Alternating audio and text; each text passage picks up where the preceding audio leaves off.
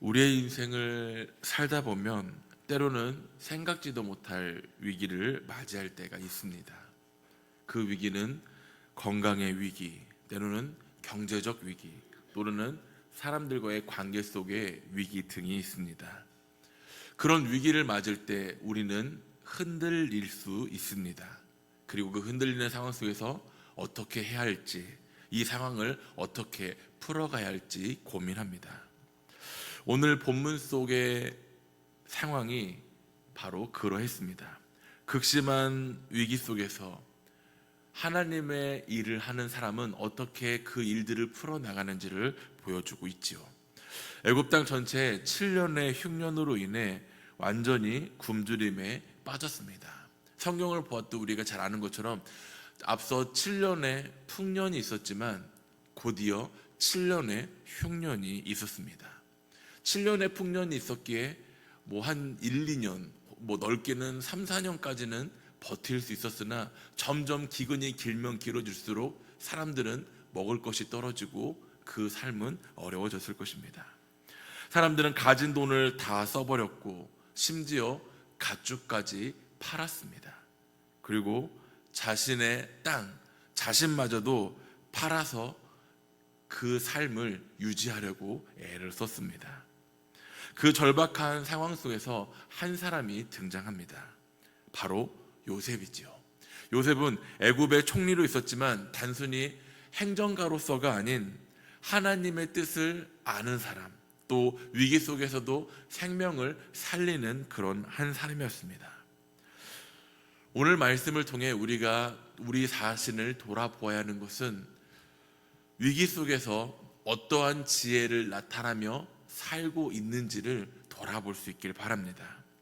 요셉은 흉년의 때 하나님의 지혜로 사람들을 살리는 일을 감당하였습니다.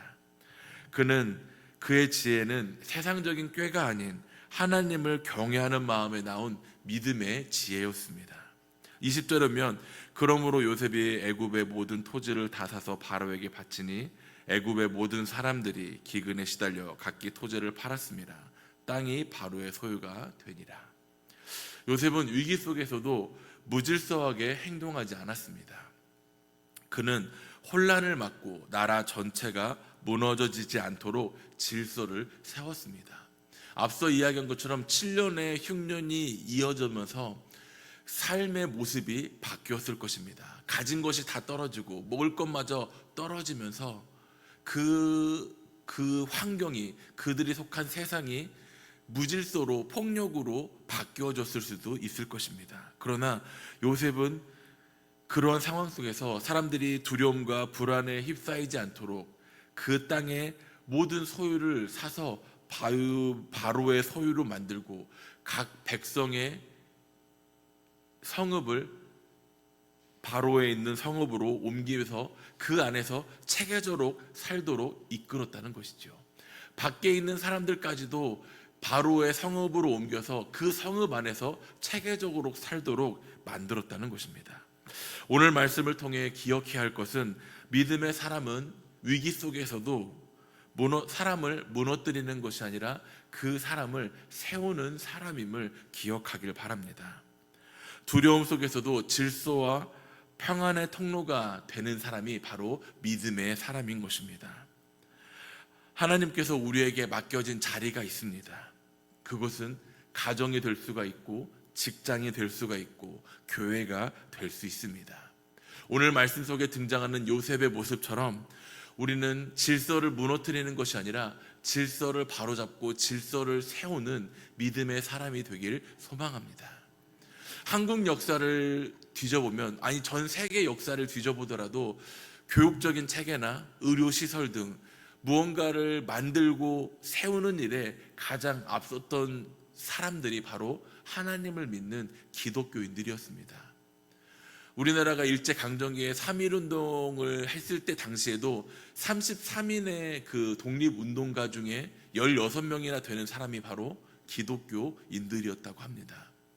무슨 말이냐면 하나님의 백성은 무언가 힘들고 두렵고 어려운 상황 속에서 같이 힘들고 어렵다고 불평하고 원망하고 같이 무너져 내려가는 것이 아니라 그 어려움 속에서도 극복하려고 힘을 내고 무너져 내려가는 상황 속에서도 다시 일어설 수 있도록 체계를 만드는, 질서를 세우는 그런 사람이 바로 하나님의 사람이라는 것입니다. 오늘 하루를 살아가는 우리 사랑하는 성도님들의 삶 속에서도 하나님의 질서를 세워져 갈 수 있는 믿음의 도구들이 될 수 있기를 소망합니다. 23절은 요셉이 백성에게 이르되 오늘 내가 바로를 위하여 너희 몸과 너희 토지를 샀노라. 여기 종자가 있으니 너희는 그 땅에 뿌리라. 요셉은 백성들의 가축과 또 땅, 또 그 자신들마저 소유로 삼았지만 그들에게 이제 내 것이니 너희는 다 내 밑에 있어야 된다라고 자기의 능력을 과시하신 것이 아닌 그들에게 씨앗을 나누어 주었습니다. 말씀에 보면 너희 종자를 받으라라고 말씀합니다. 여기 종자, 즉 씨앗은 미래를 희망하며 다시 일어설 수 있는 기회의 상징의 모습을 나타냅니다. 그리고 요셉은 24절은 추수의 5분의 1을 바로에게 상납하고 5분의 4는 너희가 가져서 토지의 종자로 삼고 너희의 양식으로도 삼고 너희 가족과 어린아이의 양식으로도 삼으라라고 말씀합니다. 요셉이 세운 정책은 백성들의 삶을 빼앗는 것이 아니라 살아갈 수 있도록 만든 구조였음을 살펴볼 수 있습니다. 당시에 이 국가의 녹을 먹거나 아니면 국가의 토지를 삼아서 그 토지로 경작물을 이뤄서 걷어들일 때 이 국가로 만약 국가의 토지를 빌려서 썼다면은 당시의 풍습대로라면 약 30%에서 40% 정도를 냈다고 합니다. 그런데 요셉의 정책은 5분의 1, 다시 말해 한 20% 정도로 봤을 때 많이 관대했던 모습임을 살펴볼 수 있습니다. 그는 하나님의 지혜로 다시 사람을 살 수 있도록 환경을 만들고 질서를 세웠던 것을 바라봅니다.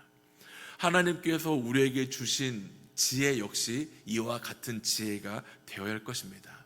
하나님께서 우리에게 허락해 주신 물질, 또 시간, 재능 등을 나 자신만을 위해서 사용하는 것이 아니라 누군가를 살리는 도구로 사용되어질 수 있어야 합니다. 요셉은 곡식으로 사람을 살렸고 오늘 우리는 복음으로 사람의 영혼을 살리는 믿음의 도구가 될 수 있기를 소망합니다. 우리의 말 한마디가, 우리의 작은 섬김이 누군가를 세우고 섬길 수 있는 그런 자리가 될 수 있길 바랍니다. 어제 목사님께서도 말씀하셨지만 우리가 민들레 호씨가 되어서 정말 그런 씨앗이 되는 존재가 되어야 되지 않을까 생각해 봅니다. 어제도 결단의 기도를 세우며 하나님 앞에 기도로 나아가셨지만 오늘 역시 하나님 앞에 그러한 결단을 세우고 하나님 앞에 쓰임받는 믿음의 도구가 될 수 있기를 기도하시길 바랍니다. 25절을 보면 그들이 이르되 주께서 우리를 살리셨사오니 우리가 주께 은혜를 입고 바로의 종이 되겠나이다. 말씀해 보면 놀랍게도 이 애굽의 백성들은 요셉에게 원망이나 불평이 아닌 우리를 살리셨사오니 라고 감사의 고백을 합니다. 요셉에게 단순히 감사의 고백만을 한 것이 아닙니다. 그들은 하나님께서 요셉을 통해 자신들을 살리셨음을 깨달았다는 것을 살펴볼 수 있습니다. 요셉은 자신이 영웅이 되려 하지 않았습니다. 모든 일을 통해서 하나님께서 하셨음을, 하나님께 영광을 돌렸음을 살펴볼 수가 있습니다. 그래서 많은 사람들이 그런 절망 가운데서도 하나님께 감사할 수 있는 모습으로 나타내고 있음을 찾아봅니다. 참된 믿음의 사람은 자신을 드러내지 않습니다. 오히려 사람들의 입술에서 하나님께서 하셨습니다라고 고백하는 모습뿐임을 발견할 수 있습니다. 그것이 하나님께서 기뻐하시는 지혜이며 생명을 살리는 지혜임을 기억하시길 바랍니다. 요셉은 흉년 가운데 하나님께서 주신 지혜로 생명을 살리는 사람이었습니다. 그의 지혜는 인간적 계산에 의해 세워진 것이 아닌 하나님을 경외하는 마음 가운데 세워졌던 지혜였음을 발견할 수 있습니다. 오늘 우리가 살아가는 삶 속에서도 크고 작은 흉년들이 찾아올 것입니다. 앞서 처음 이야기했던 것처럼 그 흉년이 가정의 흉년이 될 수 있고, 또 영혼의 흉년이 될 수 있고, 또 사람 속에 맺어지는 관계 속에서 오는 흉년일 수도 있습니다. 그런 상황 가운데서 우리 역시 요셉처럼 하나님을 의지하며 하나님께서 주신 지혜를 가지고 지혜롭게 대처하는 믿음이 될 수 있길 바랍니다. 그럴 때 하나님께서 요셉을 통하여 일하셨던 것처럼 우리들 역시 그러한 믿음으로 살아갈 때 하나님께서 우리의 믿음으로 하여금 역사하여 주시고 하나님의 뜻을 나타낼 수 있음을 기억하시길 바랍니다. 요셉이 세운 질서 속에 생명이 있었고, 요셉이 준 씨앗 속에서 희망이 있었으며, 요셉이 겸손한 마음 속에 감사가 흘러나왔던 모습처럼 오늘을 살아가는 믿음의 백성들 역시 그런 하나님의 영광을 드러내는 믿음의 백성들이 되시기를 간절히 소망합니다.